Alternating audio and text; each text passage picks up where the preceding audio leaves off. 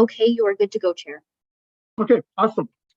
I'd like to call this evening's Committee of the Whole meeting of September 25th, 2023 to order. Good evening, everyone. My name is Councillor J.D. Pachariva, and I'm the Chair of the Planning and Economic Development Committee.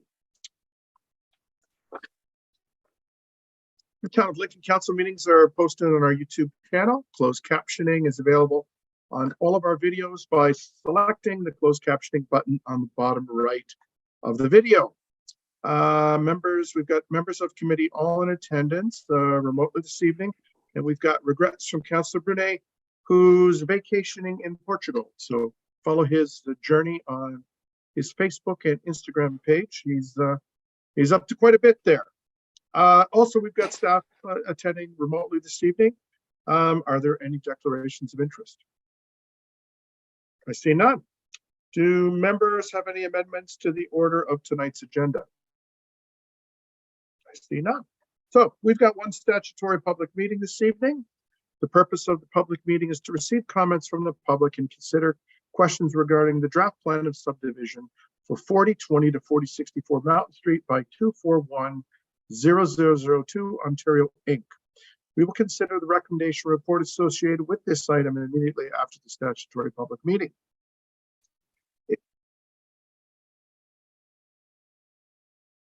If a public body does not make oral submissions at the public meeting or make written submissions to the Town of Lincoln before the zoning amendment is approved or a decision is made on the draft plan of subdivision, the person or public body is not entitled to appeal the decision of the Town Council to the Ontario Land Tribunal, OLT. Personal information is collected under the authority of the Municipal Freedom of Information and Protection of Privacy Act and may be contained in an appendix to a staff report, published in the meeting agenda, delegation list, and or the minutes of the public meeting, and made part of the public record. The Town of Lincoln collects this information in order to make informed decision on the relevant issues and to notify interested parties of the committee's decisions. Names and addresses contained in submitted correspondence and other information will be available to the public unless the individual expressly requests the town to remove their personal information. The disclosure of this information is governed by the Municipal Freedom of Information and Public and Protection of Privacy Act. We have no registered delegations this evening. We will move directly into report PD 34-23 regarding the draft plan of subdivision for 4020 4064 Mountain Street, 241 0002 Ontario Inc. Director of Planning and Development will provide opening remarks. This is more of a housekeeping issue, so Matt, please go ahead. Thank you, Mr. Chair, and everybody can hear me all right? Good. Yeah, I just wanted to provide some comments on this application because you'll all recall we did proceed with an application for a zoning bylaw amendment not all that long ago. One of the requirements that came out of that application process was for staff to come back during the subsequent site plan process with a revised or some updates regarding the entrance and perhaps the inclusion of some open space. I wanted to be clear that this application before you tonight does not change that. We still have to come back with that requirement, and it doesn't affect the ability to do so. The intention of this particular application is only to establish a plan of subdivision or a block on the development lands. And why that's important is the applicant wishes for future ownership of the lots to be freehold. So all of the property owners would own their individual lots. In order to be able to carve out the lots in the future, you need to have a base block on a plan of subdivision on the lands. And that is why this application is before you, simply as it relates to future ownership of the specific lots. That's all this is, and that does not preclude future discussions on later site plan refinements or anything of the like. And just to clarify, we haven't yet received the site plan submission, but it is forthcoming, and we should be receiving it shortly, after which council would receive further updates. So I just wanted to be clear in terms of the purpose of this application. It's very simple. As a matter of fact, with Bill 23 coming forward, there's not even a requirement for any statutory public meetings for these types of applications, these draft plan of subdivisions moving forward. But just in keeping with the overall transition and dealing with that, we're still bringing it forth for you in this matter, but that's why we're also considering a recommendation on the same night in recognition of that. So hopefully that provides clarity, and I'm happy to take any questions. Thank you very much, Mr. Bruder. No, Matt, you've laid out the terms of the report very succinctly. So, any questions of the members of committee? Okay, I see none. There being no questions, I have a motion. Oh, Chair. Councillor Michalak. Thank you. Never disappoint. Go ahead. Thank you very much, Chair Patrick Riva. Through you to Matt Bruder. Just to be clear, so back in that meeting on June, there was some concern, there was some talk about that open green space. It's 140 homes, and there's no green space whatsoever. Councillor Michalak, Councillor, this got nothing to do with that. Matt laid it all out. Yeah. This is just approving the ownership of the unit. So that's all going to come back when the application comes in. So it's not appropriate to ask that now. So the question I have, when this report does come back, will council be able to say yes or no to the revised concept? Of course. Matt, go ahead. Through you, Mr. Chair. Yeah, those specific items are ones that, the overall site plan process is delegated to staff, but in recognition that those were two items that council wanted to provide further input on, those two items specifically with the entrance and the open space are ones that council will be able to consider and essentially, say in favor or not of those specific items, but not the site plan as a whole. As I mentioned, that is an approval delegated to staff. We just identified those particular issues. Okay, and thank you. That's just what I wanted to clarify. Okay. So, there being no further questions, I see. Anyone? Anyone? Okay. So, we've got a motion moved by Councillor Reimer. The committee approved draft plan of subdivision application PLSUB 2023-0032 in the name of 241000 Ontario Inc. in accordance with the plan outlined in Appendix A and in accordance with the provisions of the Planning Act and the regulations thereunder, subject to the conditions outlined in Appendix B. That all parties be advised of the committee's decision on the draft plan of subdivision application in accordance with provincial regulations. Note, the appeal period is 20 days from the notice of decision. That the Director of Planning and Development be authorized to endorse the draft plan as approved 20 days after notice of the committee's decision has been given, provided that there's no appeals against the decision that have been lodged. That the applicant be advised the draft plan of this plan will lapse 3 years from the date of draft approval unless the committee grants an extension of the approval period. If an extension is requested, an updated review and revision to the conditions of draft approval may be necessary at that time. And finally, committee declare that they have considered all the written and oral submissions and agrees with the planning report analysis and recommendations, and find that subject to the conditions of approval, this application meets the Planning Act criteria, is consistent with the provincial policy statement, and complies with the growth plan, the Niagara Region official plan, and the town official plan. I will now ask our deputy clerk to open the vote. Thank you, Chair. And all those in favor, please show your hands. Thank you. And all those opposed? Thank you. That motion carries. Okay, thanks, Devan. So we're now considering the consent agenda inclusive of item 6.1, age-friendly and active community minutes of July 5th, 2023. Item 6.2, the Housing Select Committee minutes of July 11th, 2023. And 6.3, Heritage Advisory Committee minutes of July 13th, 2023.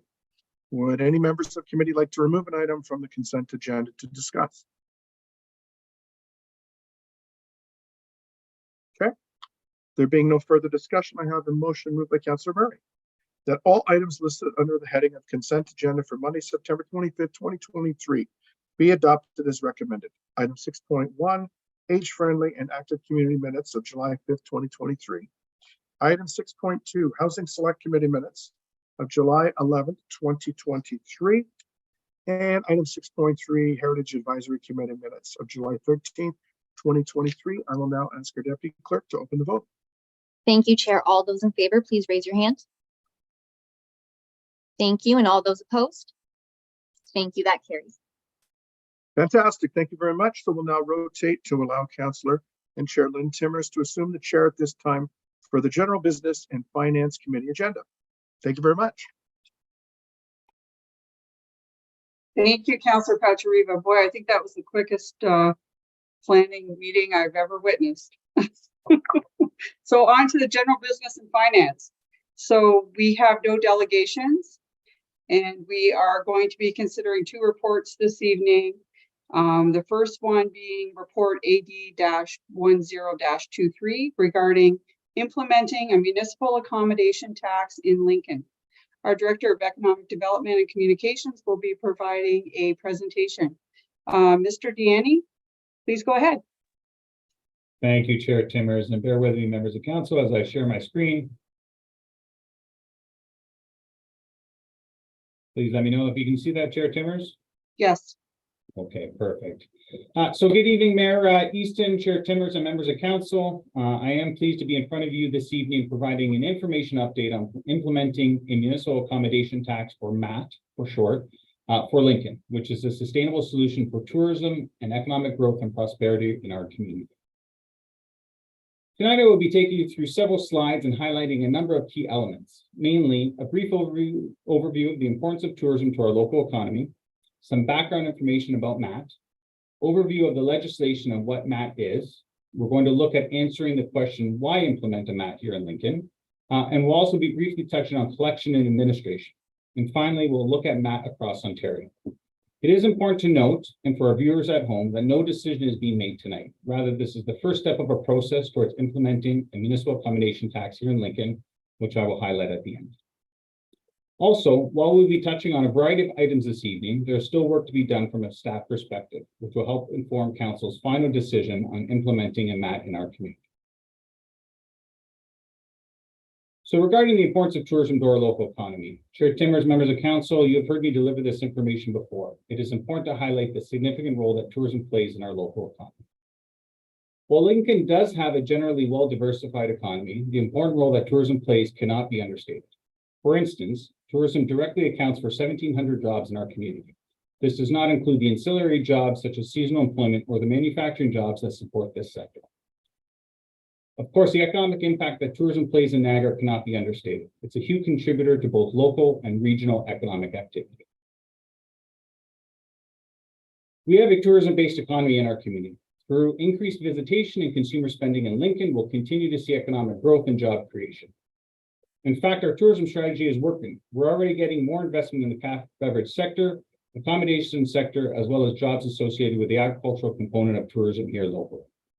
I think of the new wineries that have opened up, such as King and Victoria, as well as the recently approved new hotel on Ontario Street. We're seeing the fruits of our labor, and the private sector is recognizing that the municipality is serious about growing our tourism-based economy to create jobs here in our community. And of course, you've heard me say this before, but our tourism hospitality pays $3 million per year in property taxes, money that goes into our high-quality services, our programming, and our capital program. Here are some key figures from the most recent Niagara Economic Tourism Profile. The key point here is the difference in spend in day trippers versus those who stay overnight. Money that is spent in our local community, supporting our business establishments that employ our residents. This again highlights why any destination strives to turn day trippers into overnight stays. Our key competitive advantages, well, all known to all of us here on the call this evening, is a story worth telling. We should be proud of the community we live in, we work in, and we raise our families. So, of course, developing a master plan for Lincoln. As previously mentioned, our tourism strategy is bearing fruit, and this quote is directly from our strategy and highlights what our master plan is. And that is to grow Lincoln's economy through tourism-focused initiatives that increase visitation and visitor spending in the Niagara Benchlands, contributing to local job creation, investment attraction, and positive economic growth. So regarding some background information legislation, prior to the municipal accommodation tax becoming law in Ontario, some jurisdictions had what was called the destination marketing fee. These fees, which were voluntary, were sometimes shared with local destination marketing associations, or were confusing to the public and not transparent.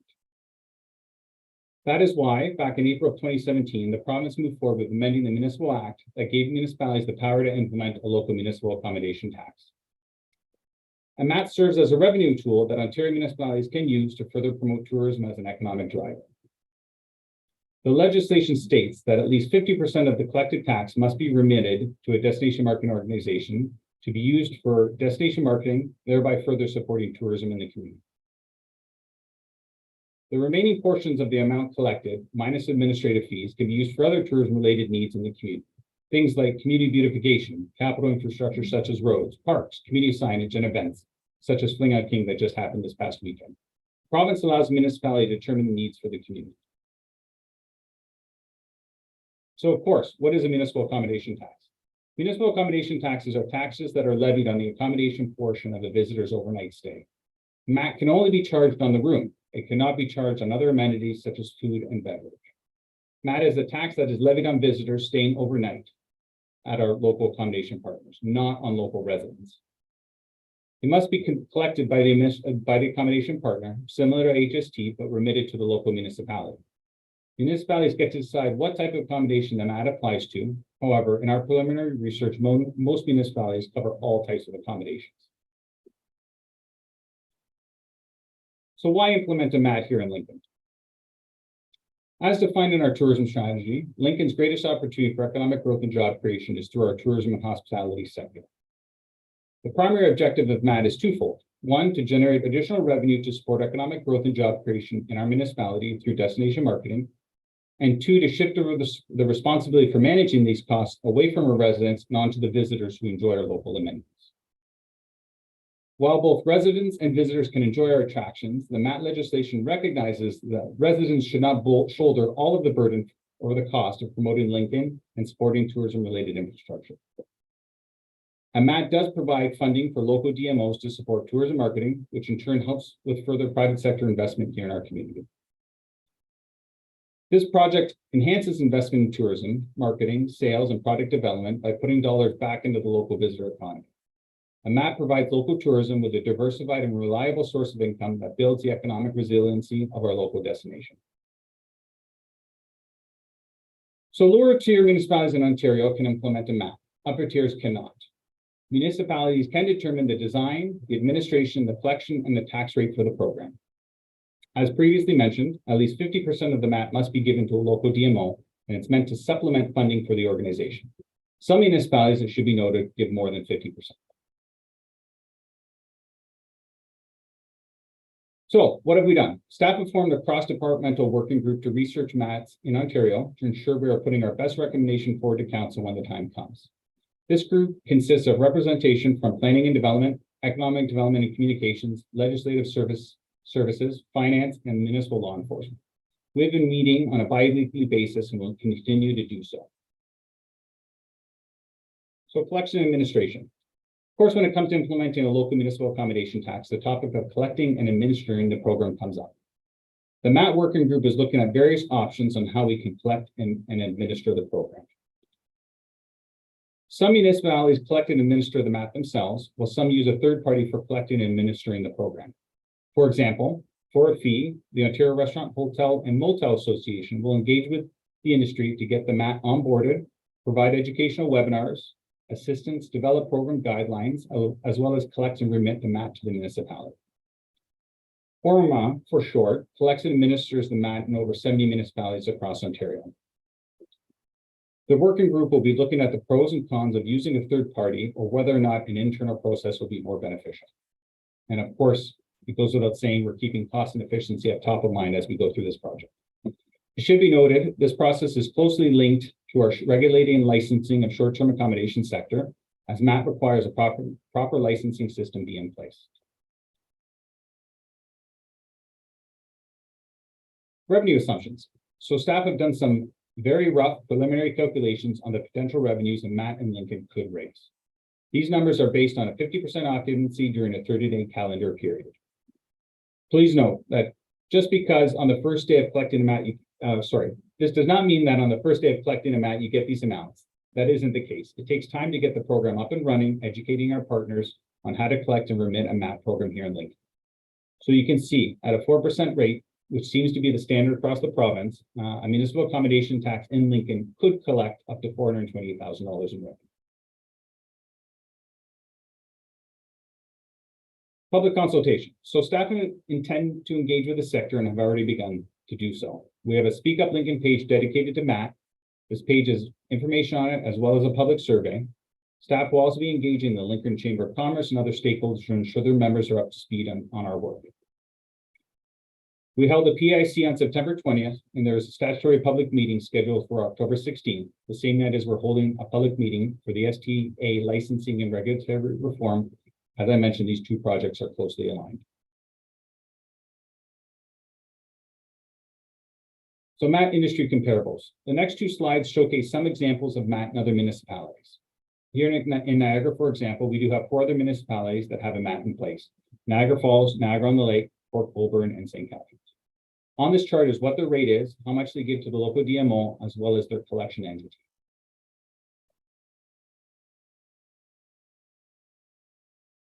So here are some other examples showing that 4% seems to be the norm across Ontario, with 50% going to the local DMO. Although, as you can see, Kingston gives 100%, although not on the list, there are some other municipalities, such as Ottawa, that gives 100%. These are tourism communities that see a lot of visitation throughout the year. So building our new DMO. As council will recall, we're in the process of revamping the Twenty Valley Tourism Association into a new joint DMO with the City of St. Catharines. We are in the process of creating the foundational documents and of course hope to bring an update to council soon. A joint destination marketing organization will help benefit both of our communities, recognizing that our rural tourism destination complements their urban community. Together, we can help attract and grow the economic importance of tourism in our two communities. So DMO financial outlook, as you recall, I was last in front of you earlier this year indicating how we foresee the new DMO operating and being funded. The key recommendations from our consultant was to implement a municipal accommodation tax here in Lincoln, and we're doing that. There was also a recommendation to commit some base funding and value in kind services to get the organization up and running. I'll provide more of an overview on budget deliberations for 2024. So regarding project timelines and next steps, so next will be our statutory public meeting being held on October 16th. We look forward to having a staff recommendation report to council in November, with the bylaw coming into force on January 1st, 2024. We do envision that a 6-month grace period for education, onboarding, getting the program up and running, with MAT collection to begin on July 1st of 2024. Again, here are those dates. And with that, Chair Timmers, I do send it back to you, but I look forward to any comments, questions, and any clarity that I can provide. So thank you. Great. Thank you so much, Director Deanne. So I'm going to open it up now for questions, and I see Councillor Murray. Please go ahead. Thank you very much, Chair. Through you to Mr. Deanne. Paul, excellent presentation. I think you've laid out a lot of the details. One piece of clarification, when you said about 50% of the tax has to go to the DMO. I heard you say something about before cost or after cost. I couldn't quite catch that. Is that so 50% of the gross MAT collected is going directly to the DMO? So thank you for the question, Councillor, and Chair Timmers, through you. So that would be 50% after costs, after administrative fees, Councillor. And as a clarification question, Chair. Okay. So when you talk about costs and the administration costs of that, if we are the entity that is collecting the fees, I recognize if we hire a third party, the costs are very clear. Whatever they charge us, those are the costs. However, if we are the destination, if we are the organization that's collecting the fees, what is the range of costs that would be claimed under the admin piece before the 50% is given to the DM? So thank you for the question, Councillor, and again, Chair Timmers, through to you. So, you know, that's one thing, Councillor, that the working group is looking at, trying to identify what all the costs would be from an internal perspective, but some of the costs could be staff time associated with administering the program, collection, any, by law enforcement, anything that needs to happen on that side. So again, as the working group works through this process, we're going to be identifying all those costs and to see whether or not it'd be more cost effective and efficient to use a third party, or whether or not it'd be an internal process that we would go forward with. Thank you. If I could ask another question, Chair. Okay. So Paul, to you again, through Councillor, through our chair, on page 5 of the report and slide 18 of the presentation, you've got the breakout of how much occupancy you're anticipating in terms of doing the calculations as to how much potentially we could bring in. I've got a question about that 50% accommodation for short-term, 50% occupancy, thank you, for Airbnbs and VRBOs. Is that based on a 365-day year, or is that based on the season? So thank you for the question again, Chair Timmers, through you to the councillor. So, I mean, that would be based on a 30-day calendar year period, but looking at the full year, councillor. So if I could just share a comment with you, a few of the people that I have spoken to about who are in short-term accommodations have suggested that that's a bit optimistic, considering that during the winter they have almost no bookings, and in the summertime that would imply 7 days a week for the entire season, and that's a little optimistic. So you might just want to take that into consideration when going forward with the assumptions on that might be a little bit higher than potentially we would actually see. Good comments, councillor, and we'll definitely take that back to the working group. Thank you very much. Thank you. Thank you, Councillor. Next, we have Councillor Pachariva. Thank you, Chair Timmers. Through you to Mr. Deanne. Paul, awesome presentation. You've laid this out. This is something that we had talked about years ago about doing. City of St. Catharines has done this for a while. A lot of the municipalities in Niagara do it. Only issue that's ever come up is our friends in Niagara Falls put it on everything. So we put it on F&B and tickets to events, and that's why Niagara never got its fair share from the tourism division. But anyway, does the City of St. Catharines still collect theirs through the Ontario Hotel and Motel Association? They used to. Are they still using that as their administrator? So through you, Chair, to the councillor. So the City of St. Catharines actually collects the municipal accommodation tax through themselves, or their own collection entity. I think, councillor, what you're referring to is the destination marketing fee. The City of St. Catharines, to my understanding, doesn't have one of those in place.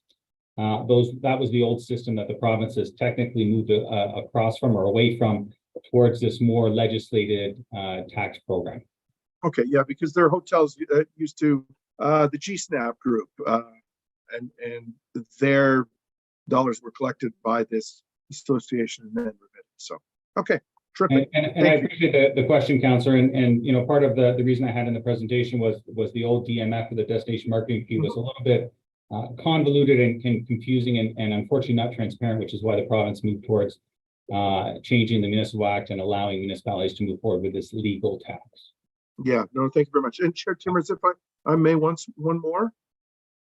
All right, go ahead. Not really a question, but a point. And I brought it up at our ward meeting last week because I actually heard this driving to it, is that the City of Tampa and Clearwater Beach are actually using some of the dollars that they collect through their MAT tax to fund the building of a new baseball stadium. So everyone's doing this, and the reason before, the hotels were collecting it, but the playing field wasn't level because the Airbnbs and the B&Bs weren't. So this levels the playing field, and I think everyone will be happy with that. So thank you very much. Okay, thank you, Councillor Pachariva. Next in the queue is Councillor Mikulik. Go ahead. Thank you, Chair Timmers, through you to Paul Deanne. Thank you very much for that presentation. I'm not opposed to a MAT tax. I'm not, I think a lot of businesses, a lot of tourist operators are seeing this coming.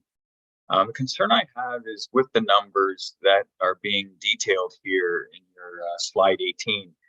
And I'm curious, like, there's going to be administrative costs, there's going to be, costs in collecting these fees. Do we have, these are optimistic numbers, I'm guessing. Do we have a number or revenues that we would consider to be targeted as this is not feasible for our municipality? Like if we were to only collect, say, 80,000 in MAT taxes, would we say to ourselves, would we look at this and say this isn't working quite as we thought, and would we have the opportunity to essentially, you know, end this program? Yeah. So thanks for the question, Councillor. Again, through you, Chair Timmer. So good question, Councillor. I mean, at the end of the day, I think I highlighted that staff still have some work to do. I mean, this is the beginning of the process. I know the working group, our friends in finance are really, we're going to be looking at crunching the numbers to identify what is that cost benefit analysis of whether or not we're doing this in-house, whether or not we're using a third party. But I agree, we got to look at the numbers, and of course, when we're back in front of council, after the public meeting with a recommendation, we'll make sure we've done that cost benefit analysis to identify what's the best path forward, what potentially a MAC could bring in, what some of the costs would be, and what revenues that we would be seeing after those expenditures. And if I may, another question through you, Chair. All right, go ahead. It's not mentioned, like it is mentioned, but kind of loosely. How are campgrounds? Are we going to be looking at campgrounds? Because I consider campgrounds to be short-term accommodations,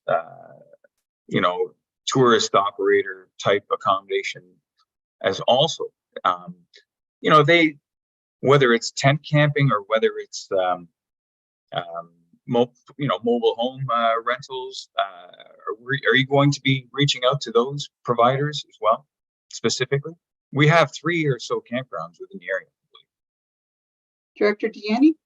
Yeah, thank you, Chair. And so again, through you, Councillor, we're looking at all options. I mean, the good thing is the MAT legislation does basically allow the municipality to set the terms, set who the MAT applies to. So we're going to be looking at all segments of our accommodation sector, including campgrounds, recognizing that there is a short-term stay component associated with those. So I know you and I, Councillor, had a brief conversation at our PIC last week about this, and it's something I'm going to be bringing back to the working group. Perfect. Thank you. Okay, thank you, Councillor. Next, we have Councillor Regina. Go ahead.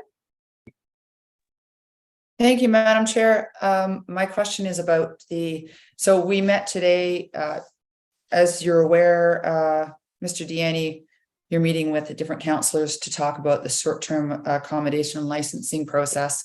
And we met today and talked about that.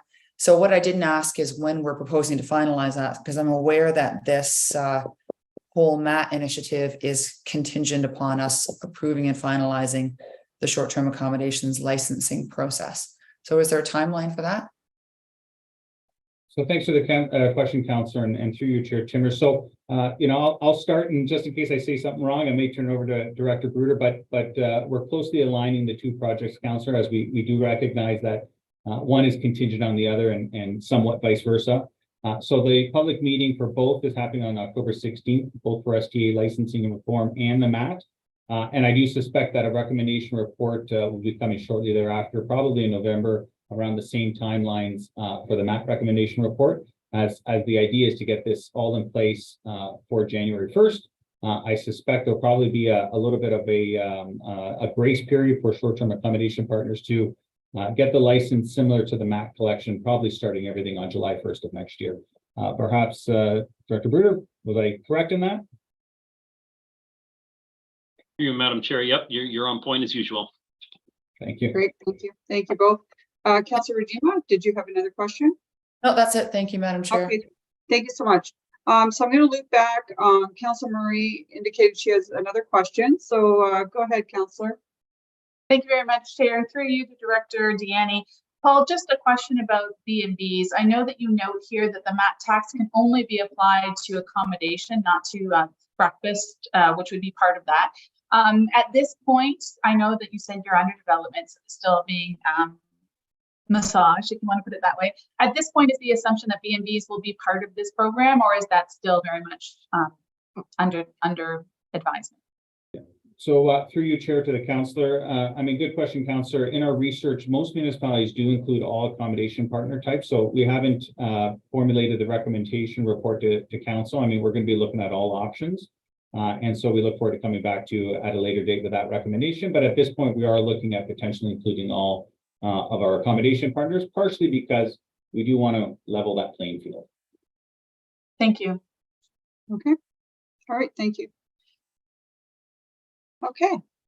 So I'm not seeing anyone else in the queue, so there be no further discussion. I have a motion moved by Councillor Rajima to receive and file report 80-10-23 regarding implementing a municipal accommodation tax in Lincoln. I'll now ask our deputy clerk to open the vote. Thank you, Chair. And all those in favor, please raise your hand. Thank you. And all those opposed. Thank you. That motion carries. Thank you very much, Devan. So moving to our last report is we are considering report LS-08-23 regarding terms of reference for the Housing Select Committee. Do members of the committee have any questions? Mary Stin.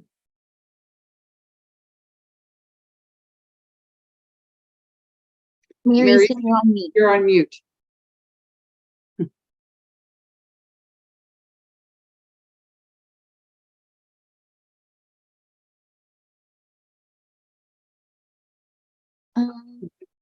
IT, can you remove the mute?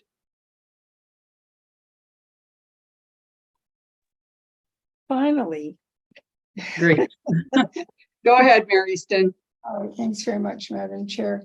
In the terms of reference, my first question is, what are the source of the definitions on pages 64 and 65?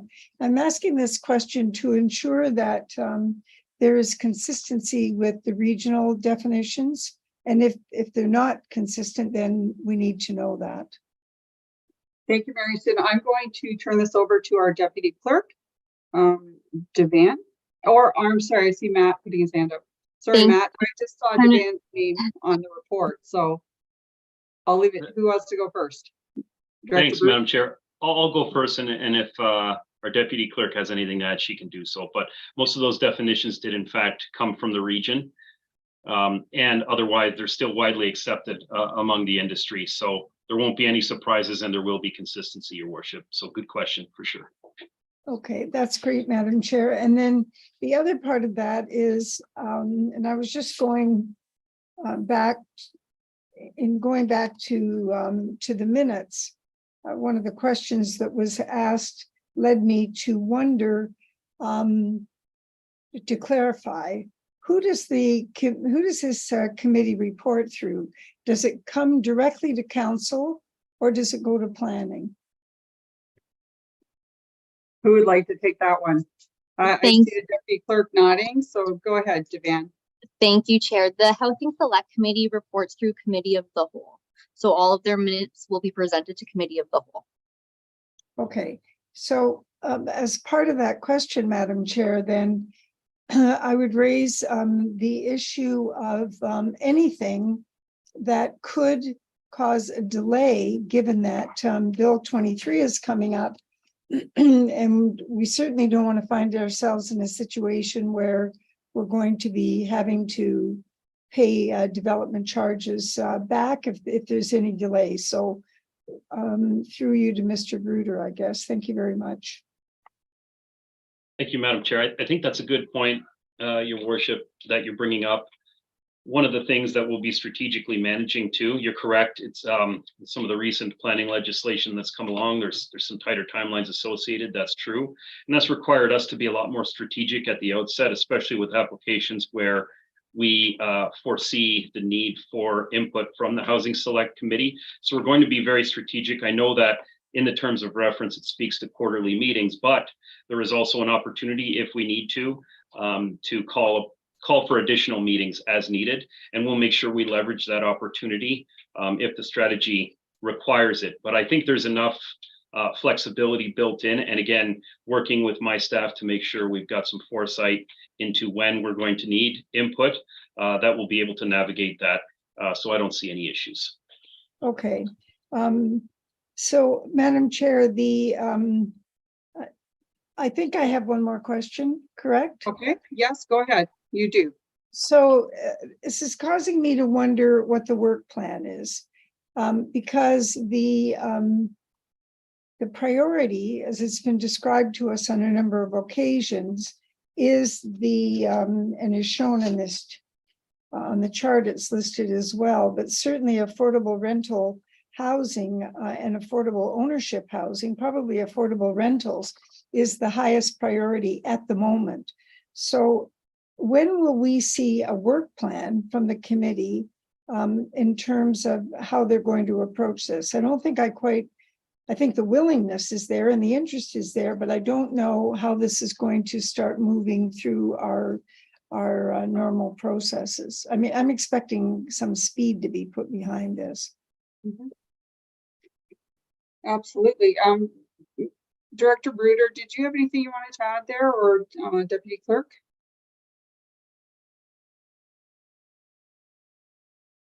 Through you, Chair, I believe the Housing ahead. Select Committee has approved their work plan. However, I'll turn it over to Director Bruder.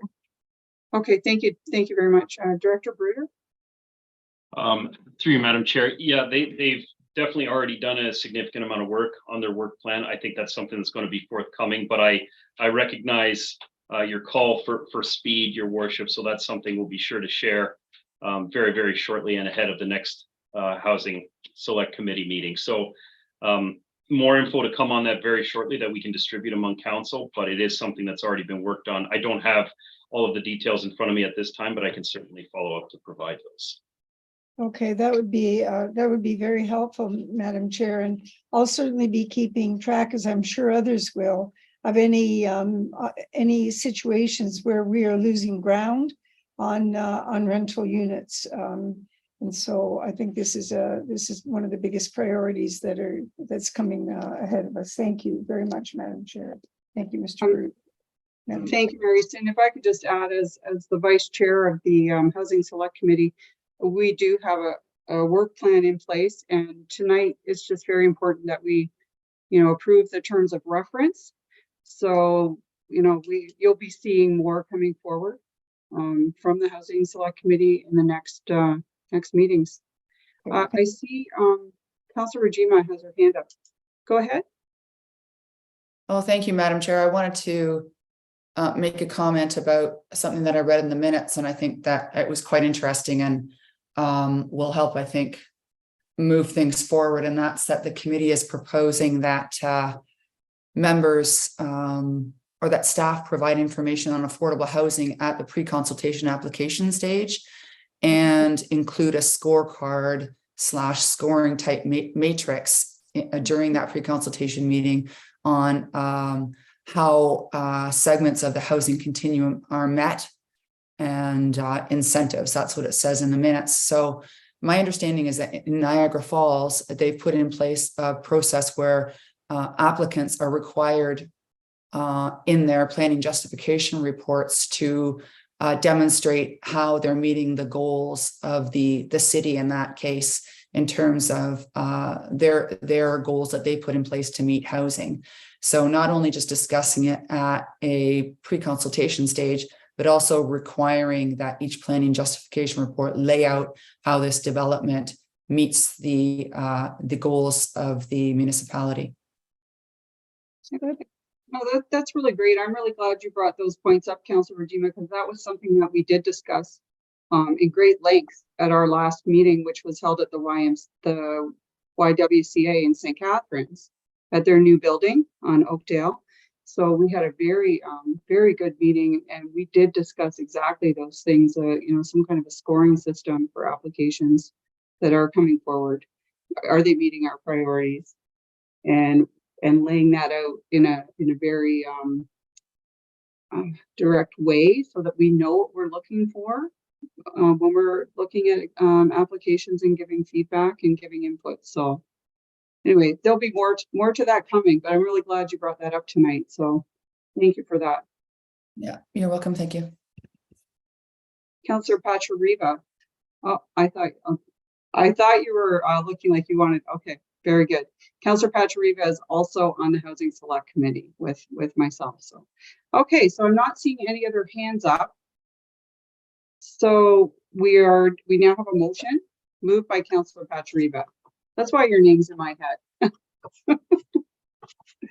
So we have a motion to receive and file report LS-08-23 regarding the terms of reference for the Housing Select Committee and approve the terms of reference as outlined in Appendix A of Report LS-08-23. I'll now ask our Deputy Clerk to open the vote. Thank you, Chair. And all those in favor, please raise your hand. And all those opposed. Thank you. That motion carries. Okay, thank you very much.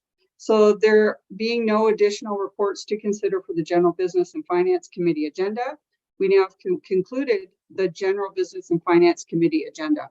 We will now rotate and allow Councillor and Vice Chair Mike Mikulik to assume the chair at this time for the Community Services and Infrastructure Committee agenda. Thank you. Go ahead, Councillor Mikulik. Thank you, Councillor Timmers. So Community Services and Infrastructure Committee agenda, 8.1, delegations. We have no delegations tonight. 8.2, reports. We will now consider report PW07-23, Ontario Street Sanitary Sewer Upgrades. The Director of Public Works, Dave Graham, will provide opening remarks. Dave, please go ahead. Thank you, Mr. Chair, and to members of council. I'd like to make a few opening remarks. So this is a joint regional and town water and wastewater project that's very important for the community. This is a significant amount of work that entails upgrading both regional drinking water supply transmission main and the town's main trunk sanitary sewer along Ontario Street, all the way from Green Lane to King Street. The purpose of the report tonight is to request that council approve additional budget funding to allow for this critical infrastructure work for the community to move forward. The additional funding request is a result of the increased construction costs and inflation impacts that the market continues to experience and pressures right across the industry. I'd like to note that this project aligns with the recent capital project prioritization criteria that council has established as part of the updated financial policy in terms of high priorities around health and safety and legislative requirements. And also I'd like to note our Director of Finance also confirmed that the additional funding that's being requested in the report this evening allows the town to still stay within its updated debt and capital financial policy that limits that we've recently been approved by council. So with that, I'm happy to answer any questions that council may have about the report. Thank you, Mr. Chair. Thank you very much, Dave. If members of council have any questions or comments?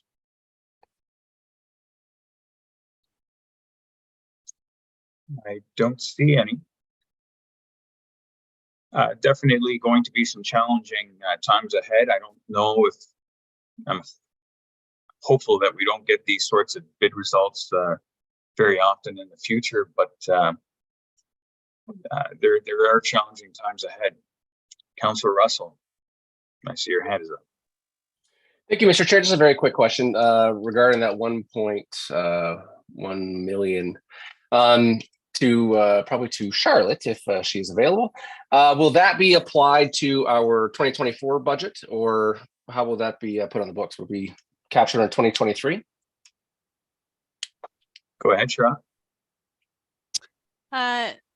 Through you, through the chair to you, Councillor, I would say, I mean, we can do it either way. I would recommend a budget adjustment. So when if it's approved by council this way, then I would adjust the budget for the project. And then that way, when I'm doing the 2024 budget, we would be accounting for all of the commitments and all of the debt already at the outset. Okay. Thank you. Thank you, Mr. Chair. Thank you. Mary Easton. Thank you very much, Mr. Chairman.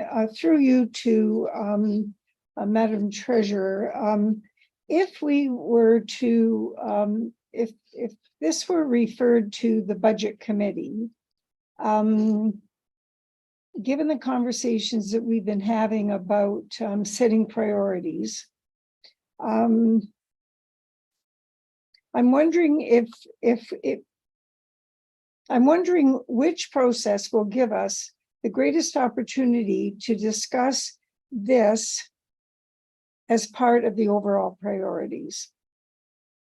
And so I'm well aware that this would, first of all, go to the top of the list in terms of safety, public safety. And we all know that the region is involved and that there has been considerable discussion and negotiation to obtain their share of what's of the project. And of course, there's always the risk you don't want to lose ground when you put that much effort into it. I guess the third thing is that there's been enough questions asked by the public about whether or not it comes up with every project. Have we considered the infrastructure considerations? So through you, Madam Mr. Chair, to Charlotte, given all of those considerations, what is still your advice to us? Through you, Chair, to the Mayor. I mean, I think the Director of Public Works could also speak to this, but I think time is essential with this one right now. So based on all the discussions we've had, based on the content of the report, I think, referring this to the Budget Committee would delay beyond what would be ideal in terms of the tendering process. But I think, I'm not sure if the Director of Public Works wants to jump in there. My recommendation would be Council has already prioritized this project as part of the 2023 budget. It does have, as you said, health and safety implications, and the tendering process has already been underway. So I would recommend that it would be better to make a decision on this based on that criteria. Okay, thank you. Mr. Chairman, could we hear from Director Graham? Sure. Yeah. Eric Yeah. Graham. Yeah, thank you through Mr. Chair to the Mayor, and just to dovetail on what Charlotte was saying. So time is of essence right now. We really can't delay this project. We have a tender. It went through a public tendering process. So we're at the point now where we want to award, or the region wants to award the contract to the lowest bidder in the report, and requires the town to approve our cost sharing. And again, I think, priority wise, this is probably one of our highest priority projects when it comes to, health and safety, ensuring safe drinking water coming into the community, and as well as proper sanitary sewer services to the community as well. So I know we had a lot of good conversations through the ad hoc committee work about, project prioritization, but, this one definitely would be at the top of the list when we look at that criteria that we've established. Okay, so just to reinforce, Mr. Chairman, this process of prioritization that we talked about, according to what our treasurer and the director have to say, this is a process that we would have gone through if we weren't under the gun with this much higher bid. And so I'm satisfied that we not only have had that criteria in our mind, we've expressed it in writing and as a result of the ad hoc committee. And on this short basis, I think we've applied it fairly. And I certainly haven't heard anybody or see any other hands up who might be contemplating this be referred. So I'm satisfied that we've met all the criteria that we talked about in the ad hoc committee. Thank you, Mr. Chairman. Thank you, Mary Easton. Councillor Murray, go ahead. Thank you very much, Chair. Through you to Charlotte. Charlotte, this is my first time having a conversation like this where we're halfway through the year and we're having a discussion about changing the budget. So this is more of a logistics question. I recognize that you're saying it's going to be funded through debenture.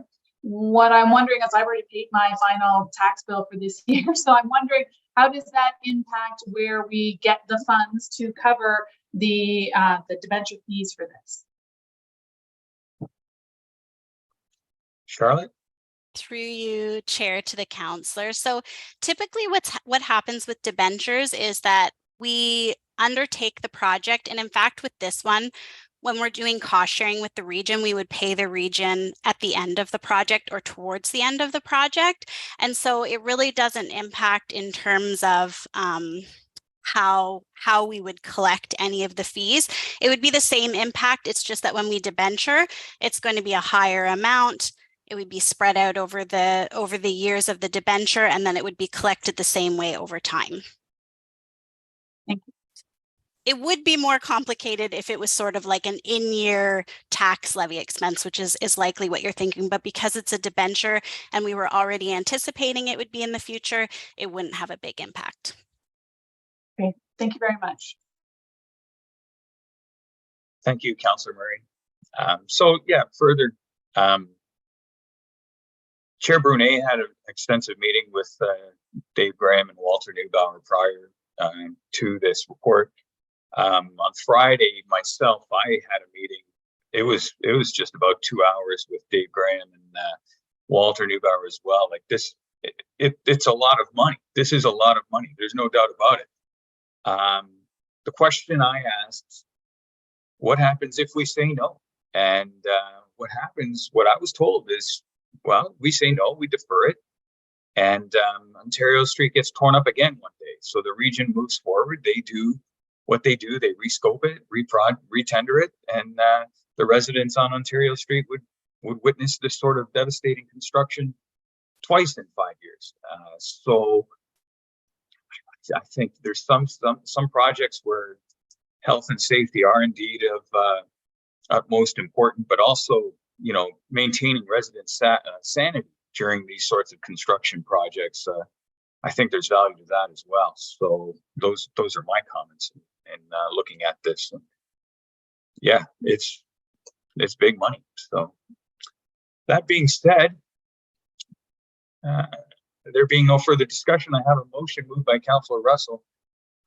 Receive and file report PW 0723 regarding the Ontario Street Sanitary Sewer Upgrades Project tender results and approve funding the Ontario Street Sanitary Sewer Upgrades Project in the amount of $8,186,700.28 plus HST as outlined in this report, and approve a budget adjustment to the Ontario Street Sanitary Sewer Upgrades Project in the amount of $1,180,786, financed through a debenture funded 50% by the Sanitary Sewers Reserve Fund and 50% by the Wastewater DC Reserve Fund, and approve the mayor and town clerk to sign and seal the cost sharing agreement with the Niagara region on behalf of the municipality. I will now ask our deputy clerk to open the vote. Thank you, Chair. All those in favor, please raise your hand. Thank you. All of those opposed, please raise your hand. Thank you. That motion carries. Thank you very much. Item 9, confidential items. We have no confidential items. Item 10, committee remarks. Do we have any committee remarks? Questions, thoughts, concerns? Seeing none. Item 11 is adjournment. There being no further business, I call this meeting adjourned at 7 p.m. Thank you.